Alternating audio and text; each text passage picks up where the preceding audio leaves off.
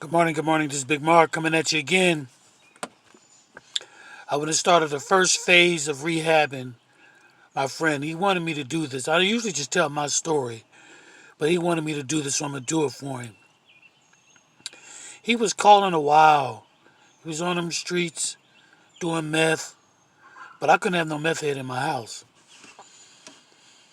It took about 11 years for him to hit bottom. He was on Skid Row, homeless, developing mental illness. He had hit bottom hard. He had burned all bridges, mom, pops, friends. He burned every bridge he possibly could. And he kept hitting bottom.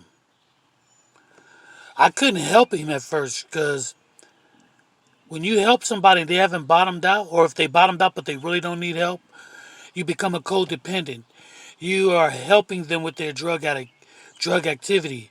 Every time you reach out a hand and help them, I know some parents love your children, but you are a codependent if you don't let them hit bottom. You got to leave them alone and let this thing run its course. It's hard. This is the hardest part.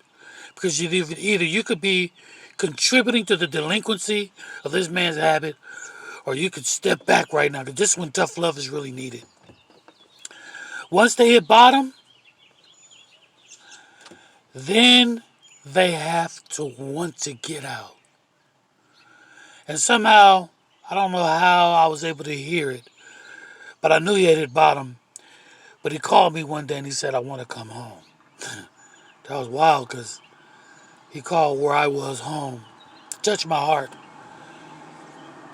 And I could tell he was ready for change because he really, really wanted it.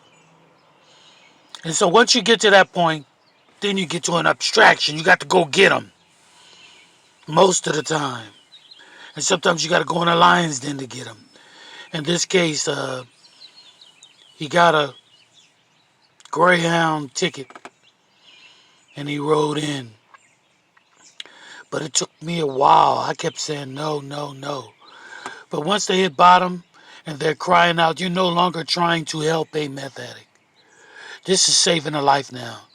You're throwing out the lifeline. This isn't just about somebody using recreational drugs and get hooked.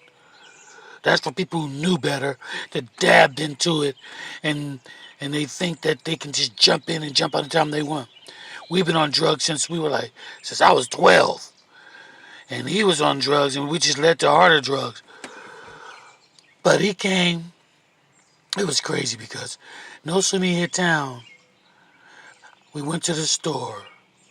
His daughter didn't even know he was in town. She was the first person we saw. And she started crying when she saw him. He thought it was tears of happiness, but I knew what it was because he looked like death. He looked like he was going to die. But we pulled him off. He had to be removed. He had to be abstracted. He had to be removed out of a dirty place into a clean place once he cry out, which will be my next video. Listen, you guys, you got to let him bottom out. You can't keep bailing him out. You got to let him go. This is where tough love counts. But you're going to be a codependent. You will be destroying them. Or they're going to destroy you, your pockets, or your emotions. Take your pick.